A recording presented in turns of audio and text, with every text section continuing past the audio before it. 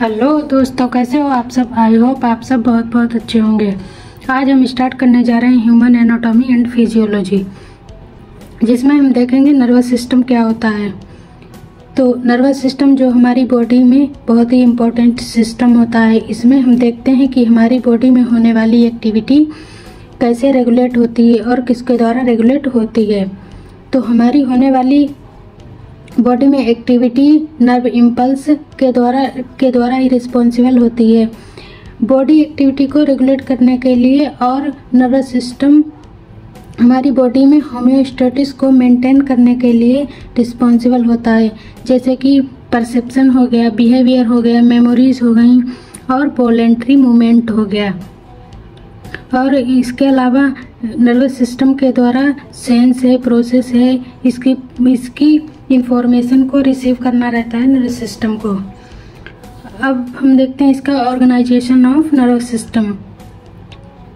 जैसे कि आप सब जानते हैं कि हमारी बॉडी में टोटल 11 सिस्टम होते हैं, जिसमें नर्वस सिस्टम सबसे ज़्यादा कॉम्प्लेक्स सिस्टम होता है। इसीलिए क्योंकि इसमें नेटवर्क न्यूरॉन का बहुत ज़्यादा होता है और इसमें लाखों न्यूरॉन्स प्रेजेंट रहते हैं और ये कॉम्प्लिकेटेड होता है और सबसे छोटा सिस्टम होता है। ये सिस्टम हमारी बॉडी वेट का 3% होता है, मतलब ओनली 2 kg का होता है।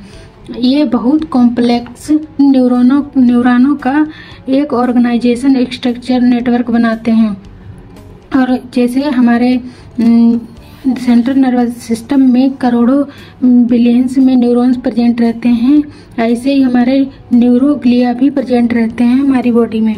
अब इसके ऑर्गेनाइजेशन में हम देखते हैं कि इसमें कितने स्ट्रक्चर प्रेजेंट रहते हैं, कि many type of structure makeup the nervous system include, जैसे कि ब्रेन हो गया, क्रेनियन नर्व हो गई और उसकी ब्रांचेस हो गई, स्पाइनल कार्ड हो गया, स्पाइनल नर्व हो गया और उसकी ब्रांचेस, गैंग्लिया हो गया, सेंसरी रिसेप्टर हो गए। अब हम दिखाते हैं आपको कि ये नर्वस सिस्टम होता कैसा है।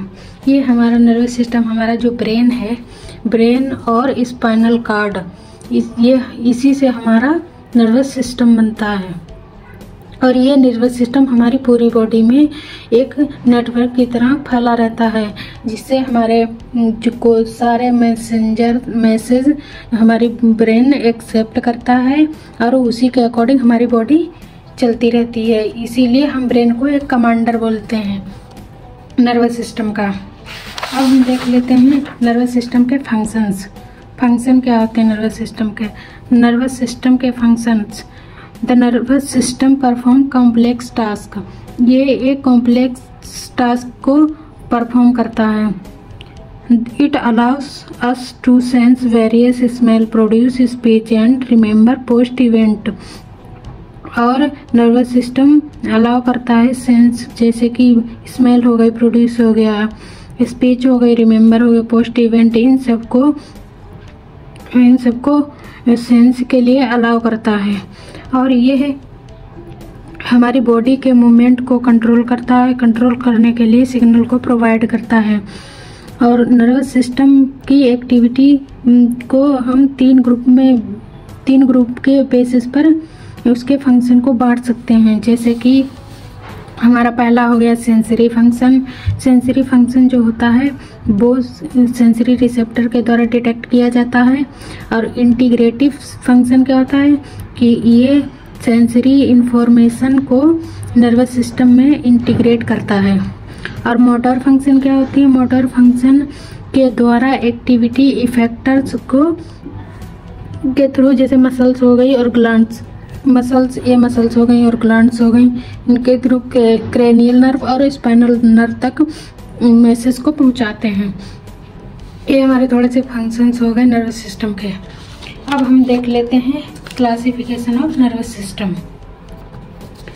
क्लासिफिकेशन ऑफ नर्वस सिस्टम को 2 क्लासेस में डिवाइड किया जाता है। हमारा पहला हो गया सेंट्रल नर्वस सिस्टम और दूसरा हो गया peripheral nervous system. Central nervous system में हमारा आता है ब्रेन और स्पाइनल कार्ड। और पेरिफेरल नर्वस सिस्टम में हमारे 2 टाइप्स के आते हैं, ऑटोनोमिक नर्वस सिस्टम और somatic nervous system. Autonomic nervous system में हमारे 2 आते हैं, सिंपैथेटिक और पैरासिम्पैथेटिक। सिंपैथेटिक का हम एग्जाम्पल देख लेते हैं। जैसे कि हम कहीं जा रहे हैं और जाते टाइम हमारे पीछे एक कुत्ता पड़ गया या हमने किसी शेर को देख लिया अचानक से, तो एकदम से हमारे बॉडी के अंदर बहुत सारे हार्मोन्स रिलीज होंगे। उसके द्वारा रिलीज होने पर हम जब भागेंगे उस शेर को देखकर या कुत्ते को देखकर, तब हमारे हार्ट की जो बीट है वो इंक्रीज हो जाएगी और आँखें जो हैं वो भी हमारी बड़ी हो जाएंगी देखने में। तो जब भागते भागते जब ये कंडीशन हमारी अप्लाई हो जाएगी, ये कंडीशन आ जाएगी, तब इसे हम बोलते हैं सिंपैथेटिक नर्वस सिस्टम।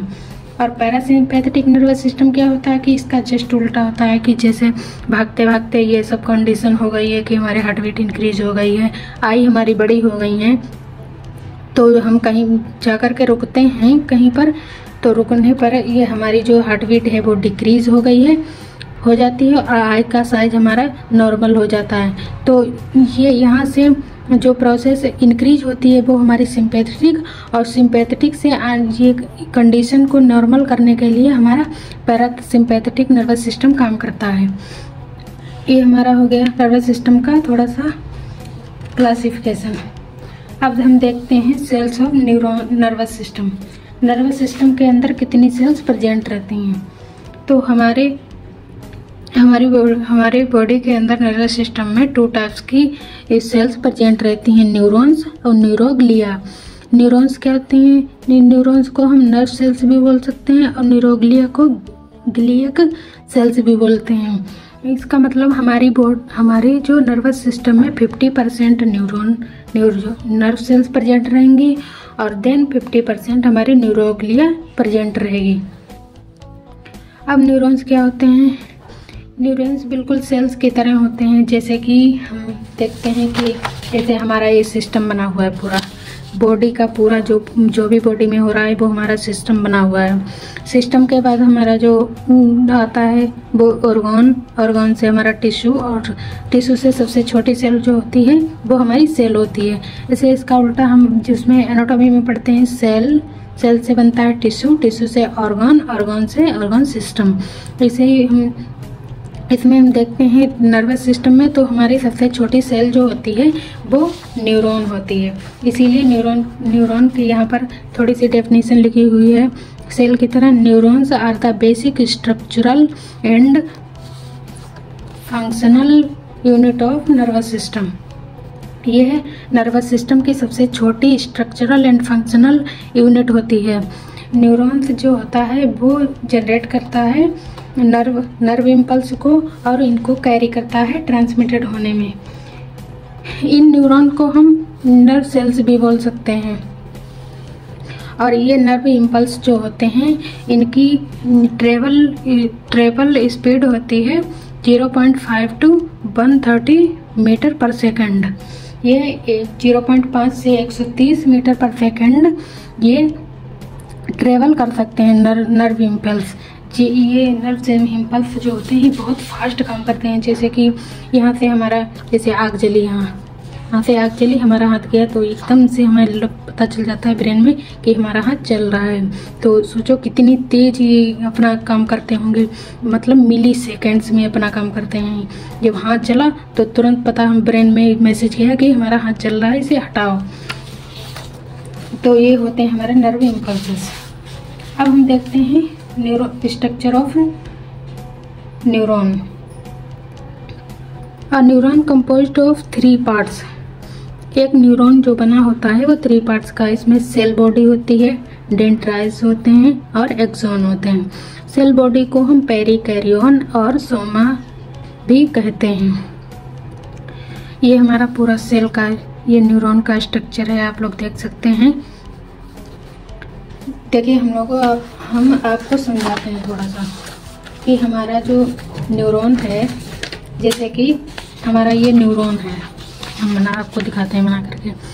ये सिंपली हम स्ट्रक्चर बना रहे हैं, जैसे नॉर्मली हम ऐसे बना रहे हैं स्ट्रक्चर। ये न्यूरॉन है, यहाँ पर ये हमारा एक्सॉन बनेगा, ठीक, एक्सॉन। यहाँ पर ये छोटी छोटी ब्रांचेस रहेंगी, पहले बड़ी ब्रांचेस रहेंगी फिर छोटी ब्रांचेस रहेंगी, ठीक। और इसमें ये छोटी छोटी ब्रांचेस जो होती हैं इन्हें हम डेंड्राइट्स बोलते हैं, डेंड्राइट्स बोलते हैं, डेंड्रिस। ओके। और ये इसमें जो अंदर जो प्रेजेंट रहती है, ये बड़ी बड़ी जो शाखाएं हैं ये रहती हैं सेल बॉडी, ये इसे हम सेल बॉडी बोलते हैं। और इसके अंदर बहुत सारी, जैसे हम आप लोगों ने देखा होगा कि सेल होती है, सेल के अंदर एक साइटोप्लाज्म होता है, और ये तो न्यूरॉन्स है, इसीलिए इसके अंदर ये वाला न्यूरॉन्स प्रेजेंट रहेगा। इसे बोलते हैं न्यूरोप्लाज्म। और इसके अंदर बहुत सारा प्लाज्मा रहता है।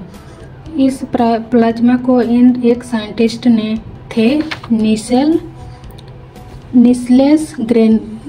थे साइंटिस्ट,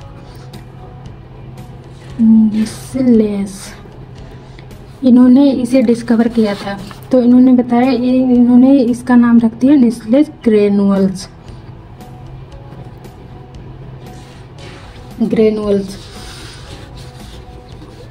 और इसमें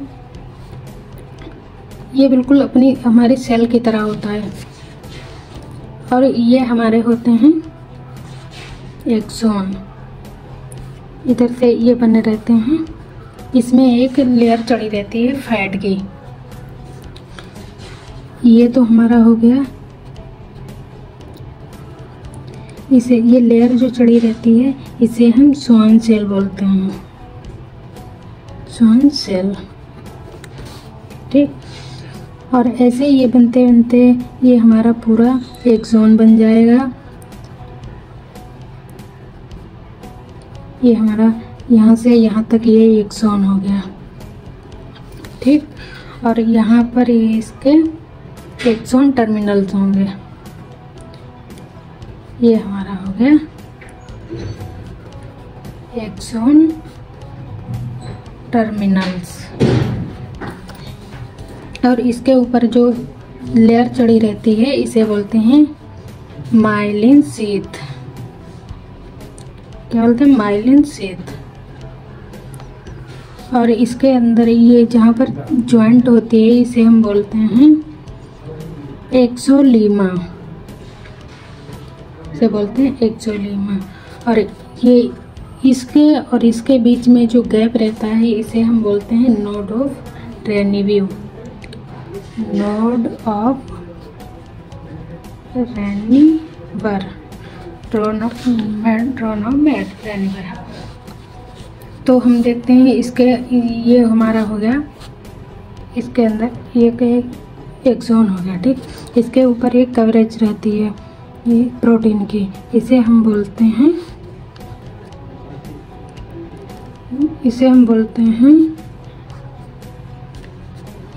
स्वान सेल।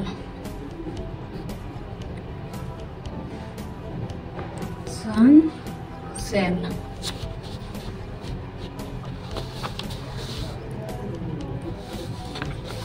ये थोड़ा सा आपको हमने समझाने की कोशिश की है। ये ऐसा ही स्ट्रक्चर होता है हमारा न्यूरॉन्स का। इसमें हम प्रॉपर तरीके से देख लेते हैं अपना, वो हमने थोड़ा सा समझाने की कोशिश की थी। ये हमारा प्रॉपर बना है न्यूरॉन।